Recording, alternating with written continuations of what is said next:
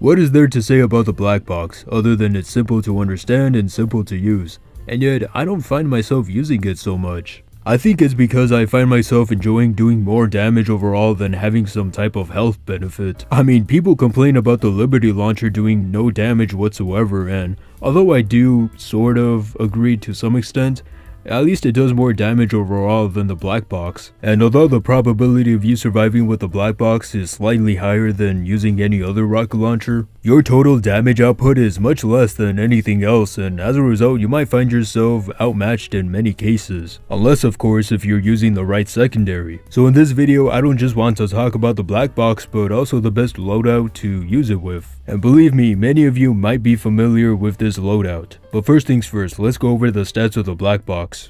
So as mentioned before, the black box is very simple to understand. The pro is that on hit you can gain up to 20 health per attack, but the con is that you have a 25% reduction in clip size, which means that you only carry 3 rockets instead of 4. Taking a look at the damage, nothing about it changes, it's all the same compared to stock. If we multiply that base damage of 90 by 3, we get a total of 270 damage. Funny enough, the same amount as a crit. But besides damage, the most important thing to look at is the healing. As you can see, we get 1 HP per 4.5 damage dealt. So if we divide 90 damage by 4.5 damage, we get in return 20 HP. So needless to say, if you want more health, simply do more damage. And with that said, you might know what I'm going to talk about next. And yes, it's the buff banner. I know I've been talking about the buff banner for a while now and always held it with high regard, but can you really blame me? It's a really good secondary. However, there's another secondary that I've been using quite a bit lately, and I might say that it's the best option for the black box. Ladies and gentlemen, may I present the Conqueror, a secondary that I haven't used in over a year, except for a few days ago. Anyways, the Conqueror gives a maximum of 4 health to the soldier per second. It actually starts off at 1 health but then slowly progresses to 4 over time. But once activated, not only does it give you a speed boost similar to that of the disciplinary action, but it also gives you health by 35% of the damage that you do. So yeah, that's a lot of benefits that it gives you, but how well is it in actual use? Well, let's find out.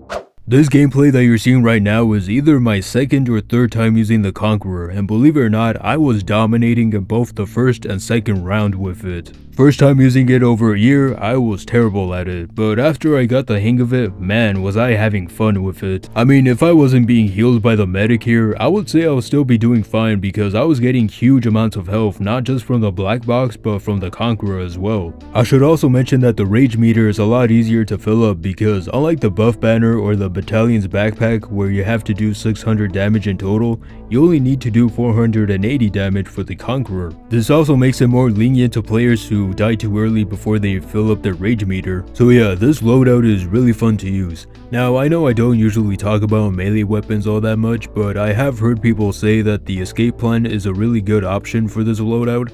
However, I personally enjoy using the disciplinary action a lot more. Not only is it a lot safer to use, but it also provides you and another teammate boost, which is always helpful. Although the boost from the disciplinary action does not stack up with the Conqueror, I think this is fine because the soldier is already a pretty mobile class. However, when it comes to these two items, there is no right or wrong answer. It all depends on the situation and if you're good at using them. Now, when talking about the buff banner, I think it's the second best option for the black box. Some people might say that the battalion's backup is the better option because it's very similar to the Conqueror where you take less damage from other sources, but I think the buff banner makes great use of the black box's main feature, which is to get 20 health for every 90 damage that you do. You may not always get the same amount, but it'll definitely be a lot higher than usual. It may not give you health over time, but it's still a good option regardless. But now moving on to the battalion's backup.